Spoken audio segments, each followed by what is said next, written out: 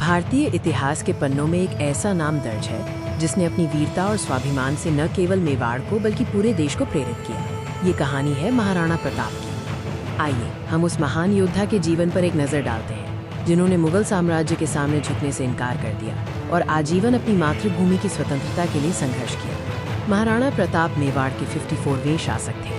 उनका संक्षिप्त परिचय स्वाभिमान, साहस और अद्वितीय नेतृत्व का प्रतीक है। उनका ऐतिहासिक महत्व मुगलों के खिलाफ उनके अविस्मरणीय प्रतिरोध में निहित है। हमारा उद्देश्य इस महान योद्धा की अमर कहानी, उनके बलिदान और दृढ़ता को आज की पीढ़ी के सामने प्रस्तुत करना है ताकि उनकी प्रेरणा हमेशा जीवित रहे। अब हम महाराणा प्रताप के प्रारंभिक जीवन और उस क्षण की ओर बढ़ते हैं जब उन्होंने मेवाड़ का नेतृत्व संभाला। महाराणा प्रताप का जन्म 9 मई 1540 को कुंभलगढ़ में हुआ था।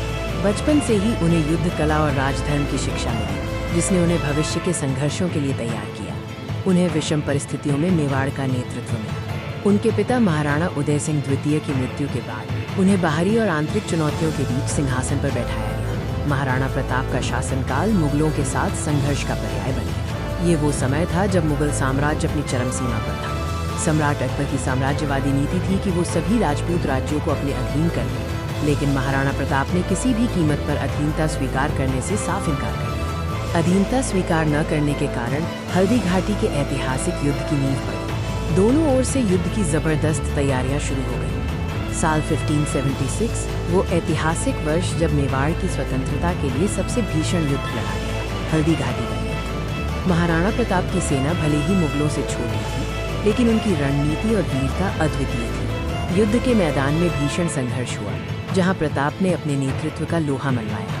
इस युद्ध में महाराणा प्रताप के प्रिय घोड़े चेतक की भूमिका अविस्मरणीय है। घायल होने पर भी चेतक ने अपने स्वामी को सुरक्षित स्थान पर पहुंचाया और अपनी वफादारी का सर्वोच्च बलिदान दिया। हल्दी घाटी के बाद महाराणा प्रताप ने आत्मसम्मान की लड़ाई जारी रखी। उन्होंने छापामार युद्ध की रणनीति अपनाई जिसने मुगलों को परेशान कर दिया। प्रताप ने अपने परिवार और सेना के साथ जंगल में कठोर जीवन व्यतीत किया। उन्होंने घास की रोटियां खाई, लेकिन कभी भी मुगलों के सामने सिर नहीं झुकाया।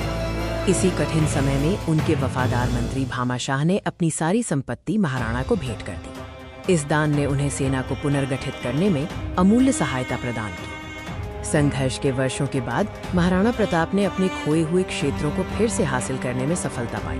1582 में दीवर की जीत महाराणा प्रताप के लिए एक निर्णायक मोड़ साबित हुई। इस जीत ने उन्हें मेवाड़ के अधिकांश क्षेत्रों पर पुनः नियंत्रण स्थापित करने में मदद की। 19 जनवरी 1597 को इस महान योद्धा का निधन हो गया, लेकिन उनका स्थायी प्रभाव भारतीय इतिहास में दृढ़ता, साहस और स्वतंत्रता के प्रतीक के रूप में हमेशा बना रहा। हम अपनी यात्रा के अंत में हैं, लेकिन महाराणा प्रताप की कहानी हमें हमेशा प्रेरित करती रहेगी। महाराणा प्रताप वीरता, दृढ़ता और देशभक्ति के प्रतीक हैं। उन्होंने सिखाया कि स्वाभिमान से बड़ा कोई धन नहीं होता और मातृभूमि की स्वतंत्रता से बड़ा कोई कर्तव्य नहीं होता।